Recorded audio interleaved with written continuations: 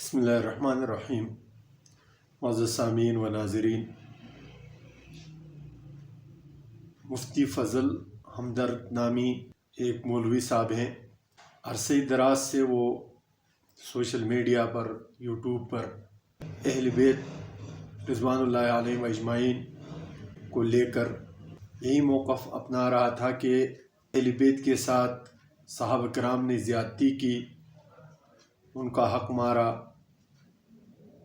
اپنے آپ کو اہل سنت والجماعت سے ظاہر کر رہا تھا، اور جتنے لوگ اس کو دیکھتے تھے وہ بھی اسی نظریے کے ساتھ دیکھتے تھے۔ یہ اہل سنت والجماعت کا مولوی صاحب ہے، حقیقت بیان کر رہا ہے۔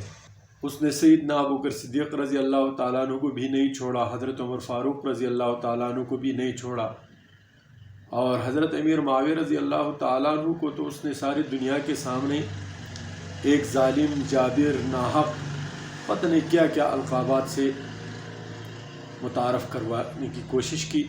جو سمجھدار علماء کرام تھے وہ کہتے تھے کہ یہ شیعہ ہے، لیکن چونکہ وہ اپنے آپ کو اہل سنت ظاہر کرتا تھا، اور یہی ان لوگوں کا ابتدائی وتیرہ رہا ہے کہ یہ ہمیشہ سے اپنے آپ کو جو اصل عقیدہ ہے اور اصل جو نظریہ ہوتا ہے اس کو چھپانے کی کوشش کرتے ہیں۔ کچھ دن پہلے اس نے باقاعدہ سوشل میڈیا پر اپنی یوٹیوب کے ایک ویڈیو میں اس بات کا اعتراف کر لیا کہ میں شیعہ ہوں، اور یہ اعلان اچھا قدم ہے۔ عقیدہ واضح ہونا چاہیے، چاہے شیعہ ہو یا سنی ہو۔ شیعہ ہو تو آدمی اس کے کفر اور دجل سے بچے، اہل سنت اور مسلمان ہو تو وہ اس بات کو سمجھ سکے کہ یہ کس طرح کی بات کرتا ہے۔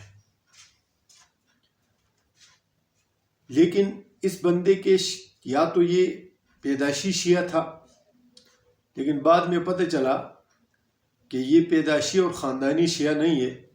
اب یہ شیعہ بنا تو کس بنیاد پر بنا؟ بعض باتیں وہ بہت پرانی ہو جاتی ہیں، لیکن ہوتی ہے حقیقت ہے۔ اصل میں شیعوں نے اس کو بہت سپورٹ کیا، بہت مال و دولت دی، کیونکہ صحابہ کرام کا جو دشمن ہوتا ہے وہ اہل تشیع کا یار ہوتا ہے۔ تو اس نے یوٹیوب چینل چلانے کے لیے صحابہ کرام کے خلاف مغالطات پکنا شروع کیا، تو شیعوں نے اس کو سپورٹ کیا، اور آہستہ آہستہ یہ گمراہی کی طرف چلا گیا، اہل تشیع ہو گیا۔ یہ تو دنیائی فائدہ ہے۔ یہ الزام چونکہ عام طور پر ایک دوسرے پر لوگ لگاتے ہیں تو کسی کو یقین بھی نہیں آتا، لیکن حقیقت یہی ہے۔ اب اعتقادی طور پر شیعہ ہونے کے لیے کیا چیز ضروری ہوتا ہے کہ آپ موجودہ قرآن کو محرف مانیں کہ اس میں تحریف ہو گیا ہے۔ یہ ان کے اصول کی کتابوں میں لکھا ہوا ہے۔ یہ کوئی انکار کرے تو وہ تقیہ تو کر سکتا ہے، لیکن حقیقت سے انکار نہیں ہوتا۔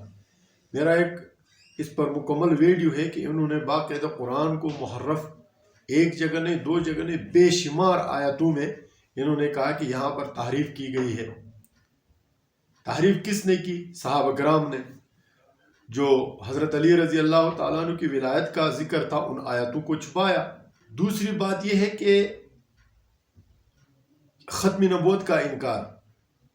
ختم نبوت کا انکار اس لیے کہ یہ جس انداز میں امام کی تعریف کرتے ہیں وہ بعنوان دیگر نبی ہی ہوتا ہے،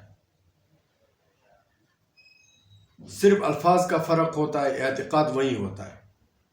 اب دیکھیں، غلام محمد قادیانی ہے جس نے ختم نبوت کا انکار کیا، تو بعد میں تو جا کر اس نے یہ بھی کہا کہ میں نبی ہوں وغیرہ، لیکن وہ اپنے آپ کو بروزی نبی یا ذلی نبی یا اس طرح کی تعبیرات کرتا تھا، اور کرنے کے بعد قرآن اور حدیث کے روح سے وہ کافر ہے۔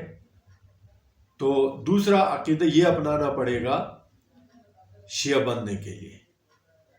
تیسرا یہ کہ ماسوائے چند صحابہ کو چھوڑ کر باقی سارے صحابہ کرام علیہ باللہ نبی کریم صلی اللہ علیہ وسلم کی وصال کے بعد مرتد ہو گئے تھے۔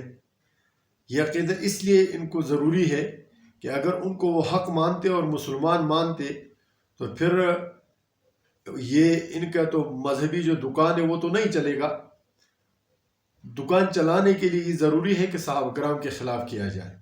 اور پانچویں بات یہ ہے کہ جو امامت کا حضرت علی رضی اللہ تعالیٰ عنہ کو خلیفہ بلا فصل نہیں مانتا، امام نہیں مانتا، اور باقی جو ائمہ ہے ان کے، ان ائمہ کو اسی درجے پر نہیں مانتا جس درجے پر یہ مانتے ہیں، تو وہ آدمی ان کے نزدیک کافر ہو جاتا ہے. تو اہل تشیع کے علاوہ دنیا کے سارے مسلمان کافر ہو جائیں گے. جب یہ عقائد آدمی اپناتا ہے تب جا کر شیعہ بن جاتا ہے.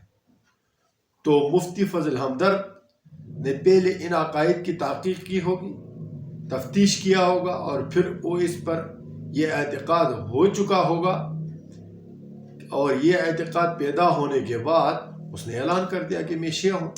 میرا پیغام مفتی فضل ہمدرد کو یہ ہے کہ آپ کے طرح اگر لاکھوں ہزاروں بھی شیعہ ہو جائیں اس سے کوئی فرق پڑنے والا نہیں ہے. مسلمان ہونا اور شیعہ ہونا یہ انسان اپنے ذات کے لیے کرتا ہے. آپ لوگوں کو مرتد بنائیں گے، شیعہ بنائیں گے، قادیانی بنائیں گے، اور جس کو جہنم میں جانا ہو وہ اس طرح کے کام کرتا ہے. اور ایک آپ کے جانے سے آپ سوچ رہے ہوں گے کہ بہت بڑا انقلاب آئے گا اور بہت بڑی تبدیلی آئے گی، اور آپ سے بھی بڑے بڑے لوگ اہل تشیع بنے ہوئے ہیں جن کے قسمت میں اللہ رب العزت نے گمراہی لکھی ہو تو اس کا کوئی علاج نہیں ہوتا ہے، اور آپ گئے تو کون سا تیر مارا آپ نے. اللہ تعالیٰ ہمیں اسلام کو سمجھ کر اس پر عمل کرنے کی توفیق عنایت فرمائے. السلام علیکم ورحمۃ اللہ وبرکاتہ.